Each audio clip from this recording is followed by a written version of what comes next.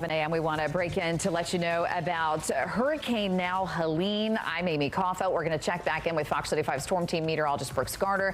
He has the latest track, and he's talking about that upgrade to hurricane status. That's right, Amy. And this may be a historic hurricane for the Big Bend, the Panhandle, all the way up into Georgia. It's a powerful storm, a big storm, and one that has a broad reach of wind, which means that all of the Florida peninsula along and east of I-75 especially will see tropical storm force winds, even though Hurricane Helene, forecast to become a major hurricane by tomorrow at this time, will make landfall near Tallahassee. Satellite image revealing a very organized system, which is only getting bigger as we speak. It's over very warm waters just off of Cancun, record warm waters, in fact, there on the edge of the Gulf of Mexico and the Caribbean Sea.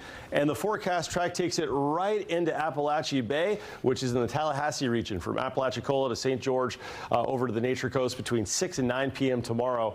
Tallahassee hasn't been tested by a major hurricane in the better part of a century. There's been an incredible amount of tree growth, and if you know Tallahassee, if you know the FSU area, you know that it is a tree city. It's also our Florida capital city, and there will be large impacts as far as the power infrastructure goes as well, with long-term power outages. Hurricane warnings as far east as western Alachua County, where Gainesville is, also western Marion County, where Denellen is, and for, of course, our coastal counties of Levy, Dixie, and once you get up into Taylor County. Now, for Orlando, we're under a tropical storm warning for tomorrow. We're going to start to feel the impacts from Hurricane Helene later tonight, first in the form of bands of gusty rain and storms, and then tomorrow, more of a sustained wind, this yellow indicating the tropical storm force winds extending some 400 miles out from the center of circulation. So even though the center will impact Tallahassee, which, as you know, is a far drive from Orlando, the winds will have no trouble making it into our region, and we could see a time with some of the heavier rains tomorrow. The wind gusts past 60 miles per hour. There's also a high threat of tornadoes tomorrow embedded in any of the showers that may form. Overall, highest wind threat, of course, within the vicinity of this hurricane from roughly Lake City points west. So heads up. Gainesville, we could still see hurricane force wind gusts for you, as well as western Marion County. As you get into the Orlando area, it's more of a 55-mile-per-hour wind setup for us. Not sustained, but in gusts, and that could lead to some scattered power outages. Right now, we've got a lot of those oak trees that have a lot of acorns. They're very heavy. They fall down in afternoon thunderstorms, the limbs, and we could see a lot more of that type of fall. Through the day today, we're going to see a southeast flow with periodic showers developing after lunchtime.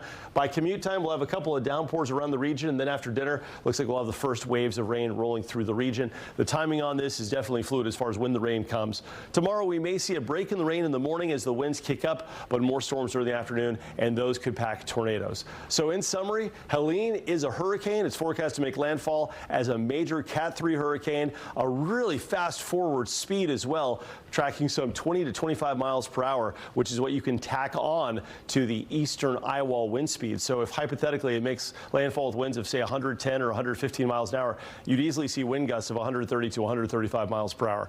Think about what that would do to that region if it's blowing like that for a couple of hours. There'd be a massive tree fall. And in fact, we may see this hurricane make it all the way up into Atlanta, Georgia, which is going to impact flights, not to mention Atlanta itself, and lots of flooding rain in this area. So that's the latest for Helene. We're going to have updates throughout the day right here on Fox 35, and of course, our continuous coverage will continue later today. Amy? All right, Brooks, thank you. And as Brooke mentioned, yeah, you're going to want to keep it right here on Fox 35 as we continue to update you on the potential impacts of Helene throughout the day. You can also watch us live on Fox Local and fox35orlando.com. The next update from the National Hurricane Center will be at 2 o'clock this afternoon.